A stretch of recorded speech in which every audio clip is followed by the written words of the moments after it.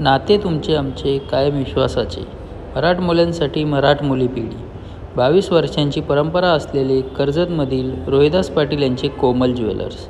पत्ता कोमल ज्वेलर्स, सरकारी हॉस्पिटलच्या बाजूला, कर्जत, रायगड. संपर्क 9823 43 33 95. कर्जत नगर परिषद हद्दीतील नल पाणी पुरवठा योजनेचे भूमिपूजन कार्यसम्राट आमदार महेंद्रशेठ थोरवे यांच्या हस्ते पार पडला. मुख्यमंत्री एकनाथ शिंदे यांच्या पुढाकाराने कर्जतमध्ये नानासाहेब धर्माधिकारी प्रवेशद्वार, डॉक्टर बाबासाहेब आंबेडकर भवनासाठी दिलेली जागा, भजन सम्राट गजाननबुवा पाटील यांचा स्मारक व सभागृह बांधण्यात आला. तसेच शिवसृष्टी उभारण्यात आली. तसेच प्रति आळंदी पंढरपूर विठ्ठलाची भव्य दिव्य मूर्ती उभारण्यात आली. कार्यसम्राट आमदार महेंद्र थोरवे यांनी सांगितलं की कर्जतचं नंदनवन करणार आणि ते करूनही दाखवणार व सगळीकडे कर्जतमध्ये विकास कामे करण्यात आली. त्यावेळी नगर परिषदचे अभियंता वैभवजी गारवे, उपजिल्हा प्रमुख भाई गायकर, तालुका प्रमुख संभाजी जगताप, वसंत भोईर, शिवराम बदे, राहुलजी डालिमकर, अशोक ओसवाल, सुनील गोगटे, दीपकजी बहिरे, ॲडव्होकेट संकेत भाषे, नदीम खान, दिनेश कडू, अभिषेक सुर्वे, राधा बहुतुले, मांजरे मॅडम तसेच इतर पदाधिकारी व कार्यकर्ते मोठ्या संख्येने उपस्थित होते. माझा रायगड न्यूजसाठी संपादक गणेश लोट, कर्जत, रायगड.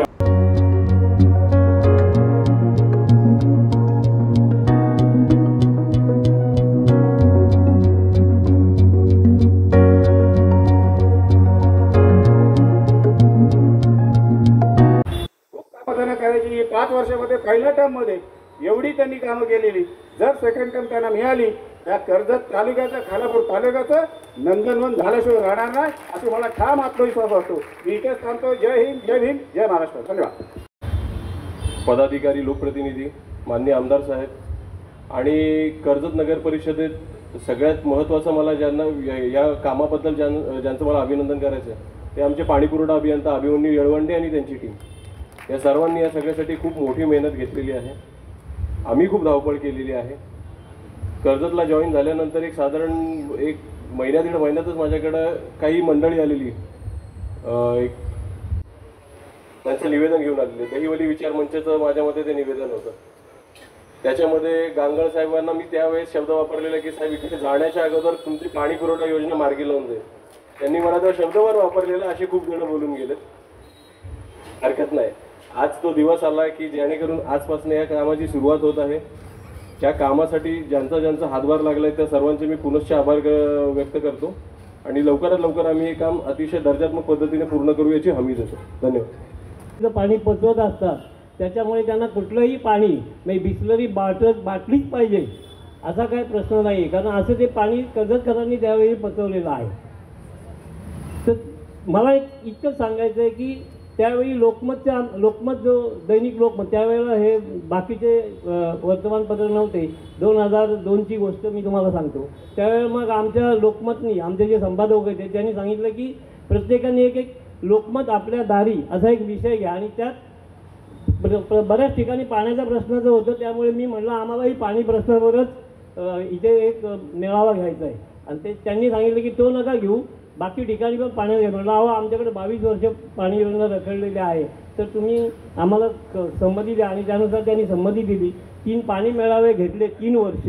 त्यानंतर मला वाटते 6-7 वर्ष पाणी योजनेचं काम जे चालू आहे ते 6-7 वर्ष मी 23 एप्रिल. मी सर्वप्रथम सर्वांना दसऱ्याच्या मनपूर्वक शुभेच्छा देतो आणि याच सणाच्या निमित्ताने जसा आज आमचा दसऱ्याच्या निमित्ताने दसराचा विजयी मेळावा आझाद मैदानावर होणार आहे. आदरणीय राज्याचे सन्माननीय मुख्यमंत्री, शिवसेनेचे मुख्य नेते एकनाथजी शिंदेसाहेब यांच्या माध्यमातून तो ऐतिहासिक दसरा मेळावा आपल्याला साऱ्यांना पाहायला मिळणार आहे.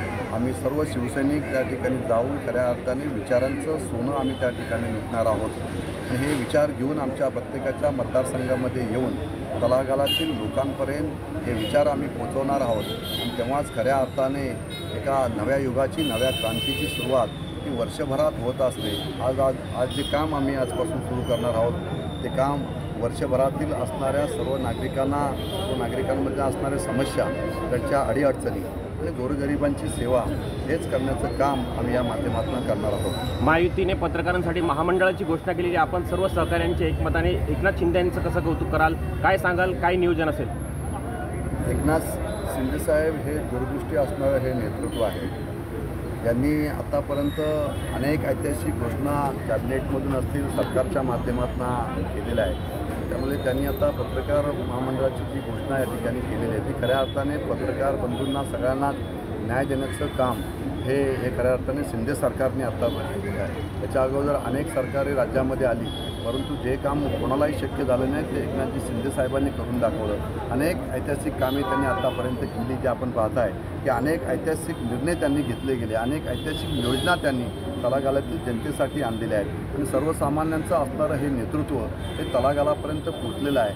आणि म्हणून महाराष्ट्रातला उत्स्फूर्त प्रतिसाद सन्माननीय राज्याचे मुख्यमंत्री एकनाथजी शिंदेसाहेब यांना पाठबळ देण्यासाठी आजही उभा आहे. आणि म्हणून ऐतिहासिक निर्णय त्यांनी घेतलेले आहेत, त्या सगळ्या निर्णयांचं आम्ही स्वागत करतो. आम्हीसुद्धा त्यांच्या निर्णयाबरोबर ज्या ज्या गोष्टीचं सहकार्य स्थानिक लेवलला पत्रकार बंधूंना लाभेल ते करण्यासाठी सदैव आम्ही त्यांच्या पाठीशी उभे राहू.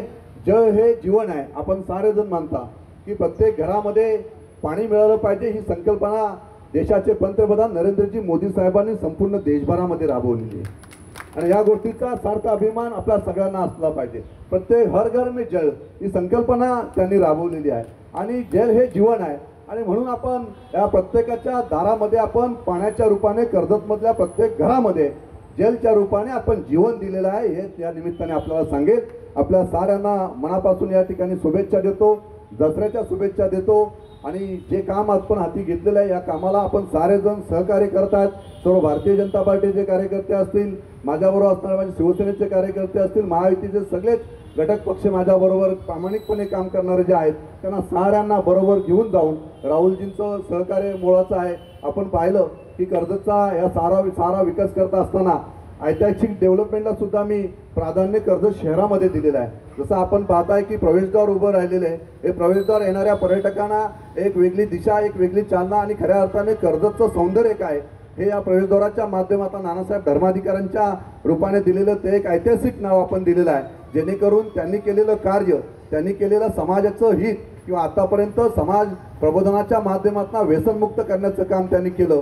आणि म्हणून त्यांचं आपण प्रवेशद्वार त्या ठिकाणी केलेलं आहे की त्यांचे विचार स्मरण राहावेत या दृष्टीने. पुढे आल्यानंतर आपण पाहताय की परवाच आपण राहुलजीने आम्ही एकत्रपणे येऊन डॉक्टर बाबासाहेब आंबेडकरांच्या भवनाचं 5 कोटी रुपये मुख्यमंत्र्यांनी शब्द दिला आणि तो पूर्ण केलं. त्याचं भूमिपूजन आम्ही केलं. एक ऐतिहासिक भूमिपूजन आतापर्यंत या मतदारसंघातलं जे झालं ते डॉक्टर बाबासाहेब आंबेडकरांच्या भूमिपूजनाच्या निमित्ताने आपण साऱ्यांनी पाहिलं.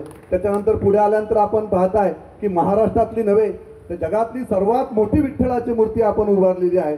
त्या विठ्ठलाच्या मूर्तीच्या माध्यमातून कर्जतमध्ये येणारा प्रत्येक पर्यटक कर्जतकर हा स्वाभिमानाने, अभिमानाने आणि खऱ्या अर्थाने भक्तिभावाने त्या विठ्ठलाच्या चरणी त्या ठिकाणी नतमस्तक त्या ठिकाणी होत असतो. आणि ते एक पर्यटक स्थळ म्हणून कर्जतकरांचं, कर्जतची ओळख म्हणून यापुढे त्या प्रति पंढरपूरच्या रूपाने आपल्याला पाहायला मिळेल. त्यालाच लागून आपण परवाच आम्ही लोकार्पण सोहळा केला. तो कैलासवासी गजाननबुवा पाटील भजनभूषण सम्राट म्हणून त्यांची ओळख होती.